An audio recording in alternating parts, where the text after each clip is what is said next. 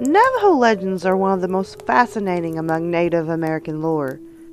Navajo stories and myths are surrounded by highly mystical creatures like the Skinwalkers and coyotes. These Navajo myths have been carried and passed on for generations. There are still plenty of Navajo legends that live within the tribe, but have never been spoken to the outside world.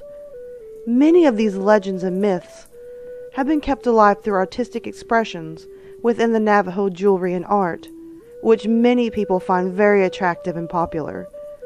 Among the tribe, it is still considered bad form to talk about certain things, such as skinwalkers, because they are believed to live among the people and do their evil deeds at night.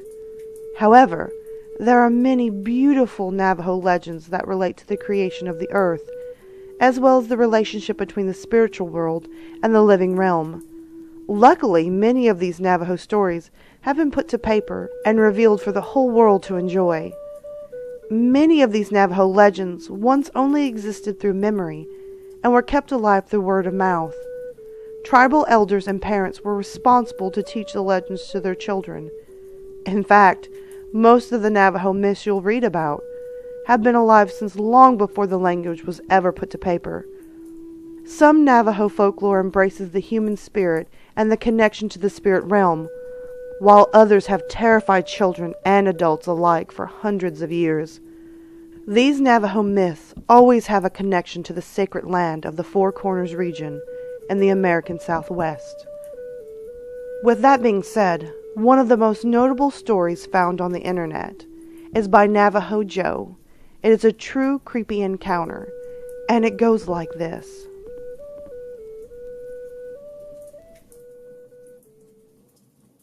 I was a kid when this happened. My uncle and I were finishing up chopping, gathering firewood for my grandmother. We decided to call it a day because it was getting dark. Driving back on a dirt road at about 30 miles per hour, give or take 5 miles per hour, I had this awful sense of being watched. Before I could turn to look out my window, my uncle quickly shouted, "Don't." I completely froze.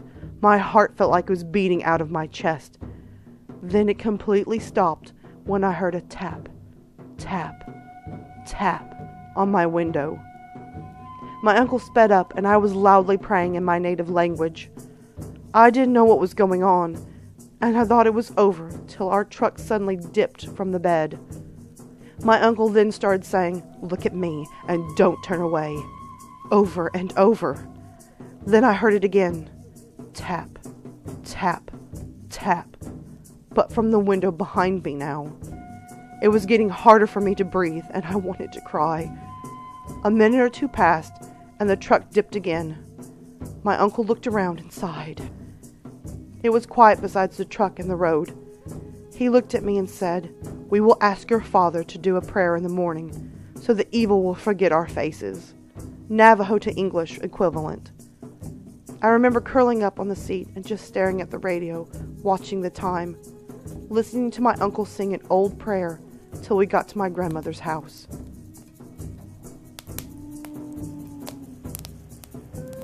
This true story gives you something to think about tonight as you turn off your lights and lay in your bed. What's out there in the dark, waiting for you?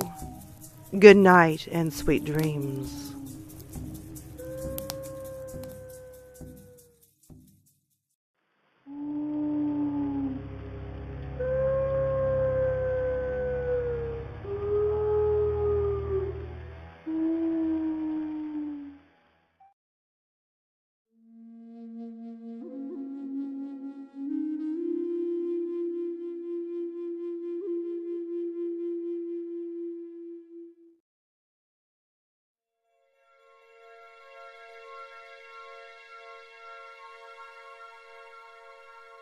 Bye.